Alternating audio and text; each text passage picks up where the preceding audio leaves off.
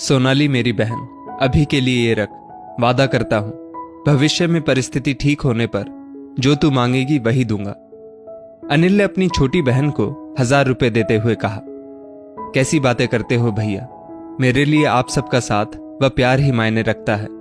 भैया, बहना चाहती सिर्फ प्यार दुलार, नहीं मांगती बड़े उपहार। सोनाली ने भरे गले के साथ कहा। मैं ऑटो लेकर आता हूं, तब तक देख लो कमरे में कोई सामान छूटा तो नहीं। इतना बोलकर अनिल ऑटो लेने चला गया। तभी सोनाली की मां उषा जी ने बहू सीमा से कहा, रास्ते के लिए खाने का सामान अच्छे से पैक कर दिया ना? जाओ कमरे में देखाओ सोनाली का कोई सामान छूटा तो नहीं।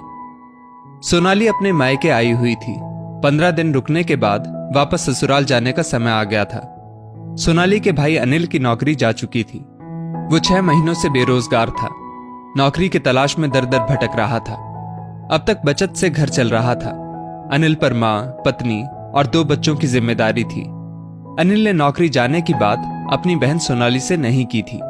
उसे तो मायके में आकर इस बारे में पता चला। तब सोनाली किसी न किसी बहाने भाई के बच्चों को बाहर ले जाती और कपड़े, खिलौने, स्कूल की जरूरत का सामान दिला देती। ये उषा जी को बिल्कुल अच्छा नहीं लगता।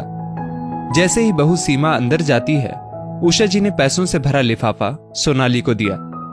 ये क्या है मां? सोनाली ने आश्चर्य से पूछा। 11,000 रुपए हैं, रख ले, काम आएंगे, उषा जी ने कहा। पर भैया ने तो अभी आपके सामने ही शगुन दिया और भाभी ने साड़ी, फिर इसकी क्या जरूरत है? सोनाली ने आश्चर्य से कहा। पैसे तो मैं तुझे पहले भी देती थी, उषा जी ने कहा। पर मां, पहले की और आज की परिस्थिति में अंतर है, सोनाली बोली। अरे बहन बेटियों को देने से कुछ कम नहीं हो जाता।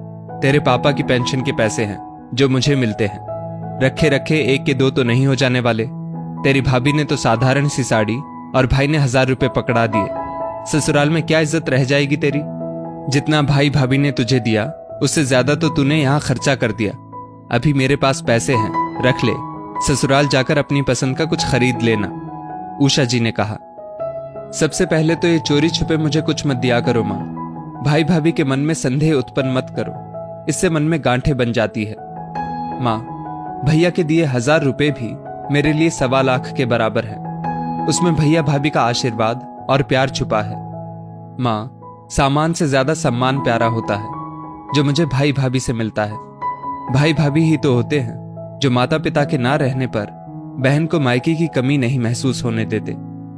मां, आज के समय में जहां बच्चे माँ बाप को बेसहारा कर देते हैं, वृद्ध आश्रम में जाने को मजबूर कर देते हैं, वहीं तुम्हारे बेटा बहू तुम्हारा कितना सम्मान करते हैं, तुम्हारी हर जरूरत पूरी करने की कोशिश करते हैं। वो पलटकर उल्टा जवाब नहीं देते। पोते पोती, दादी दादी करते आगे पीछे घूमते हैं। बहू एक आवाज में हाजिर हो जाती है, और क्या चाहिए तुम्हें?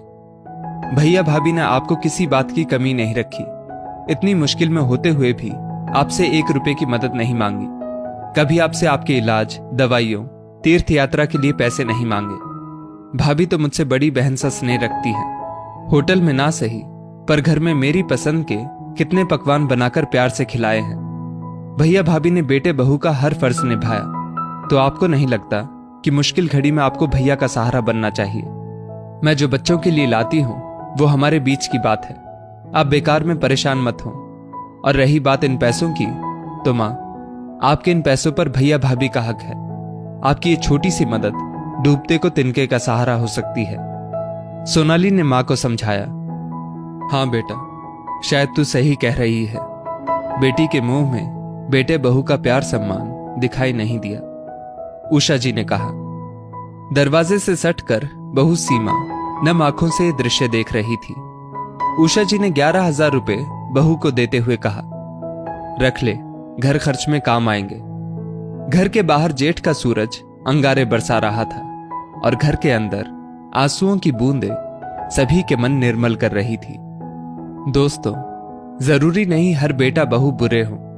बुजुर्गों को भी तालमेल बिठाकर रहना चाहिए। सुख दुख में मजबूत स्तंभ की तरह बच्चों के साथ खड़े रहें। इस स्टोरी को लेकर आपकी क्या राय है, नीचे कमेंट करके जरूर बताइएगा। और ऐसी ही और भी बेहतरीन वीडियोस के लिए हमारा पेज जरूर फॉलो करें। धन्यवाद।